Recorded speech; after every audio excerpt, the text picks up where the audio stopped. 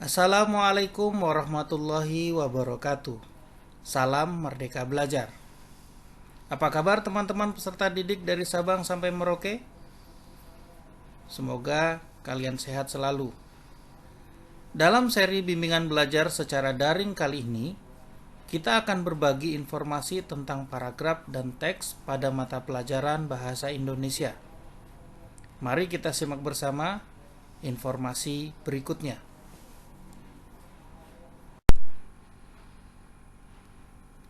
Salam Merdeka Belajar. Sahabat bebas memilih belajar apa, kepada siapa, dan di mana saja. Selamat datang di kelas daring. Hari ini kita akan belajar apa? Ya, kita akan belajar bersama tentang paragraf dan teks. Ada beberapa hal yang akan kita pelajari bersama, yaitu sudah tahukah Anda tentang paragraf? Jenis paragraf dan teks apa saja yang ada pada kurikulum 2013? Pola-pola paragraf. Pertanyaan dan jawaban seputar paragraf. Bagaimana menjawab soal-soal tentang paragraf. Yang terakhir, manfaat belajar teks atau paragraf yang digunakan dalam kehidupan sehari-hari. Sahabat belajar, apa yang sahabat inginkan di dalam mempelajari paragraf atau teks? Mengapa demikian? Karena ada harapan dan kenyataan yang berbeda ketika Anda mempelajari paragraf dan teks. Apabila sahabat hanya sekadar mengetahui tentang paragraf, maka sahabat cukup mengetik di Google, maka sahabat akan menemukan hasilnya. Jika tujuan sahabat mempelajari paragraf atau teks untuk memahami, maka sahabat harus meluangkan waktu untuk membaca atau mendengar dari berbagai sumber. Namun, jika tujuan sahabat ingin memiliki kemampuan menjawab soal dengan benar, maka sahabat perlu mempelajari polanya. Mengapa demikian? Karena setiap paragraf mempunyai pola. Dan ketika Anda mengetahui polanya, maka Anda akan mampu menjawab dengan benar. Sahabat belajar, ada beberapa jenis paragraf. Secara umum, berdasarkan idenya, ada 3 jenis paragraf yang wajib sahabat ketahui. Yang pertama, paragraf deduksi. Yang kedua, paragraf induksi. Yang ketiga, paragraf kombinatif atau campuran. Pada paragraf deduksi, sahabat harus mengetahui bahwa ide pokok paragraf terletak pada kalimat pertama. Sedangkan pada paragraf induksi, ide pokok paragraf terletak pada kalimat terakhir. Berbeda dengan paragraf deduksi dan paragraf induksi, pada paragraf kombinatif atau campuran, ide pokok paragraf biasanya ada pada kalimat pertama pada setiap paragraf dan ditegaskan kembali pada kalimat terakhir pada paragraf tersebut. Namun, ada kalanya paragraf tersebut tidak memiliki ide pokok paragraf, sehingga sahabat perlu menyimpulkan untuk menentukan ide pokok paragraf tersebut. Sahabat belajar, ada beberapa jenis teks pada kurikulum 2013 yang dipelajari pada jenjang SMA atau SMK. Seperti yang Anda lihat di dalam layar, ada beragam jenis-jenis teks yang dipelajari pada setiap tingkatnya. Namun, untuk pembahasan teks-teks tersebut, saya akan membahas pada video-video selanjutnya. Jadi, sahabat perlu subscribe dan bunyikan lonceng notifikasi. Jika Anda suka, Anda like, dan Anda bisa bagikan kepada rekan-rekan yang lain.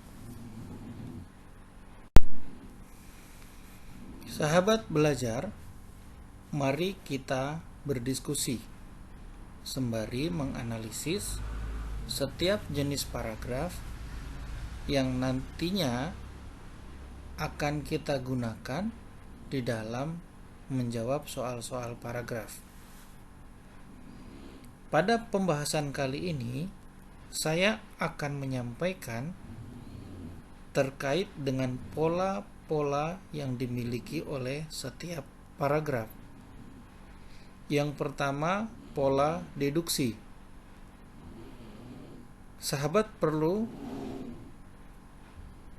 mengambil atau menyimpan kata kunci ini di dalam pikiran sahabat, yaitu bahwa setiap paragraf yang berpola deduksi, ide pokoknya terdapat pada kalimat pertama. Jadi Anda tinggal melihat, memperhatikan dengan seksama kalimat pertama. Karena pada kalimat pertama terdapat gagasan pokok. Yang kedua, pola induksi. Pada pola induksi, ide pokoknya terdapat pada kalimat terakhir. Hal ini memberikan gambaran bahwa pola induksi berkebalikan dengan pola deduksi. Berikutnya adalah pola kombinasi. Pada pola kombinasi, ide pokok paragraf terdapat pada kalimat pertama dan ditegaskan pada kalimat terakhir. Namun, ada juga ide pokok pada kalimat tidak ada di dalam paragraf, sehingga perlu disimpulkan dari ide pada setiap kalimat. Apakah sahabat memiliki beberapa pertanyaan? Jika sahabat memiliki pertanyaan, maka sahabat dapat menuliskannya di kolom komentar. Nantinya saya akan berusaha menjawab pertanyaan-pertanyaan dari sahabat sekalian. Sahabat belajar, saat ini kita sampai kepada bagian terpenting dalam video ini. Kita akan berdiskusi bagaimana cara menjawab soal dengan menggunakan pola paragraf. Nah, teman-teman, sahabat sekalian perlu memperhatikan petunjuk berikut. Yang pertama, sahabat harus fokus pada letak ide pokok setiap paragraf. Yang kedua, perhatikan predikat. Biasanya di sana diisi dengan kata kerja atau kata sifat yang berada setelah subjek. Yang ketiga, Jawaban yang Anda cari ada di predikat tersebut. Nah, di sini saya akan memberikan beberapa contoh kasus. Kasus soal yang pertama. Umumnya setiap soal berisi penggalan teks atau paragraf dengan menggunakan pola deduksi lebih banyak daripada pola yang lain. Nah, sehingga sahabat perlu memperhatikan seluruh paragraf ini. Opsi yang pertama yang sahabat perlu pikirkan adalah paragraf deduksi. Nah, dalam kasus ini, saran saya, langkah awalnya adalah sahabat memperhatikan kalimat pertama setiap paragraf. Kemudian, cek apakah kalimat kedua juga membahas pengembangan ide dari kalimat pertama. Jika iya, maka jawabannya ada pada kalimat pertama. Kasus soal yang kedua. Pada kasus ini, kalimat pertama dan kedua berbeda ide atau pokok bahasan. Namun, kalimat pertama dan kalimat kedua membahas satu topik atau objek yang sama. Artinya, kalimat pertama tadi idenya ditegaskan kembali pada kalimat yang terakhir. Nah, sarannya kalian perhatikan apakah kalimat pertama dan kedua membahas objek yang sama pada kalimat terakhir. Jika tidak, maka dia bukan masuk dalam kasus ini. Kasus soal yang ketiga. Pada kasus ini tidak ditemukan ide pada seluruh kalimat. Biasanya pembuat soal menghilangkan ide ini untuk menjadi pengecoh jawaban. Nah, setiap kalimat yang ada pada paragraf ini idenya berbeda-beda, namun mengarah kepada satu pokok bahasan. Nah, sarannya adalah sahabat diminta untuk menyimpulkan sendiri berdasarkan ide pada setiap kalimat. Nah, lagi-lagi bahwa ide pokok ada pada predikat. Jadi teman-teman harus memperhatikan predikat pada setiap kalimat, apapun pola paragrafnya. Saya ulangi, sahabat perlu memperhatikan predikat pada setiap kalimat, apapun paragrafnya. Sahabat belajar, jika Anda masih bingung terhadap penjelasan saya, maka kali ini saya akan memperlihatkan sebuah ilustrasi. Cermati dan resapi apa yang Anda lihat pada slide berikut. Sahabat belajar, pada bagian ini tampak sebuah ilustrasi yang menggambarkan kondisi-kondisi kasus soal pada materi pokok paragraf. Pada ilustrasi ini, saya memberikan gambaran bahwa kalimat yang diwakili oleh garis ada sebanyak 7 kalimat. Agar memudahkan kita menganalisisnya. Jika soal memberikan pertanyaan ide pokok paragraf, gagasan pokok, maka umumnya yang perlu sahabat perhatikan adalah kalimat nomor 1, yaitu kalimat pertama pada setiap paragraf.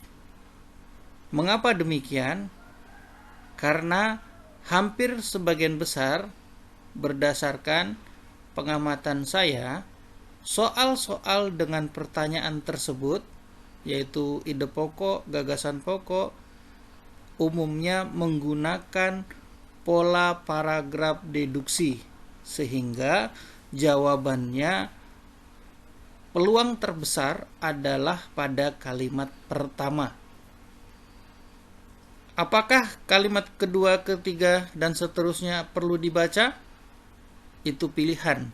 Jika Anda tidak yakin, bacalah minimal 1 kali. Jika Anda yakin, Anda cukup membaca kalimat pertamanya saja, dan Anda akan menemukan jawabannya.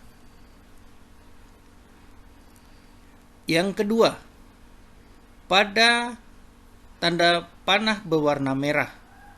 Nah, umumnya pada tanda berwarna merah, pertanyaan-pertanyaan pada soal paragraf menyatakan simpulan, maksud, isi dari sebuah paragraf. Nah, jadi pembagiannya seperti itu, ya. Jadi, ketika ada soal-soal yang menanyakan dengan pertanyaan simpulan, maksud, isi, maka sahabat langsung fokus kepada kalimat terakhir. Apakah perlu membaca dari awal sampai akhir? Lagi-lagi itu pilihan. Kalau sahabat yakin, sahabat cukup membaca kalimat terakhirnya. Namun jika sahabat tidak yakin, maka sahabat perlu membaca minimal paragrafnya 1 kali. Setelah itu, sahabat harus meyakinkan diri bahwa jawabannya ada pada kalimat terakhir. Ilustrasi yang ketiga, biasanya di dalam sebuah soal paragraf, pembuat soal tidak mencantumkan ide pokok, sehingga kalimat yang ada merupakan potongan-potongan kalimat yang terangkai menjadi satu kesatuan. Namun tidak ada gagasannya. Nah, kali ini pada kasus yang ketiga, rekan-rekan perlu memperhatikan predikat pada setiap kalimat. Kemudian menggabungkan atau mengombinasikan atau memikirkan apakah setiap kalimat mengarah kepada satu pokok bahasan yang sama. Lalu Anda cari pada pilihan jawaban. Kalau soal berbentuk pilihan ganda, kalau soal berbentuk esai, maka Anda harus membuatnya dengan cara menggabungkan tadi. Ya. Nah, sahabat, mudah-mudahan ilustrasi yang saya berikan bisa membuat Anda memahami alur bagaimana Anda mampu menjawab soal paragraf dengan benar. Nah, sahabat, kita sudah sampai di penghujung dari kelas bimbingan belajar daring.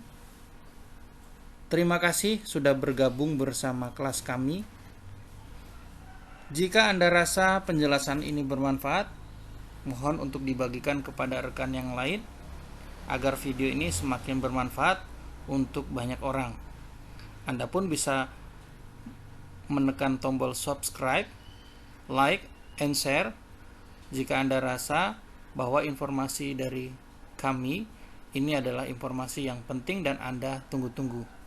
Kami akan berusaha membuat video-video pembelajaran berikutnya agar Anda dapat mudah mendapatkan informasi terkait bagaimana cara menjawab soal bahasa Indonesia dengan baik dan benar. Terima kasih, sampai jumpa pada video berikutnya. Assalamualaikum warahmatullahi wabarakatuh.